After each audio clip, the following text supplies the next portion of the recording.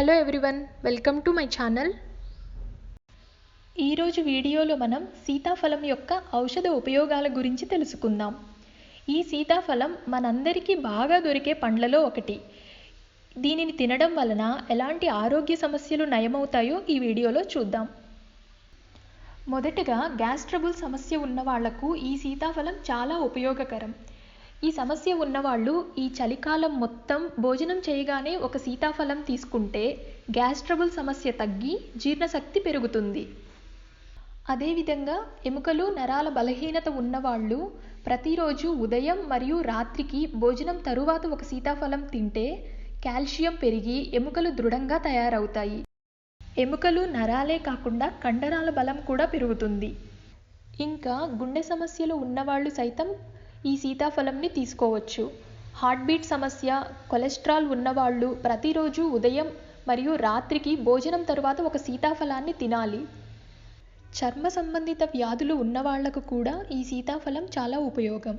ఇందులో గంధకం ఉండడం వలన అది చర్మ వ్యాధుల్ని తగ్గించడంలో బాగా ఉపయోగపడుతుంది. అలాగే ఎదిగే పిల్లలకు ఈ సీజన్ మొత్తం రోజు ఒక సీతాఫలాన్ని ఇవ్వడం వలన ఎదుగుదలకు ఉపయోగం. ఈ సీతాఫలం కొంతమందికి అంత ఆరోగ్యదాయకం కాదు.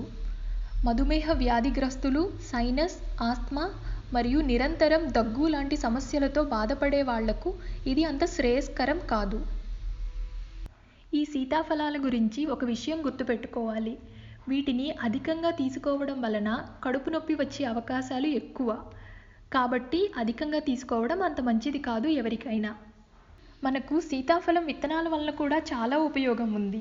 ఈ విత్తనాలను బాగా దంచి వాటిని నువ్వుల నూనెలో మరిగించి జుట్టుకు పట్టిస్తే పేల సమస్య కూడా తగ్గుతుంది. 100 గ్రాముల సీతాఫలంలో ఉండే పోషకాలను మనం గమనిస్తే దీనిలో calories, protein, vitamin C, vitamin B6తో పాటు ఇంకా చాలా రకాలు లభిస్తున్నాయి. అందువలన ఇది ఆరోగ్యానికి మంచిది.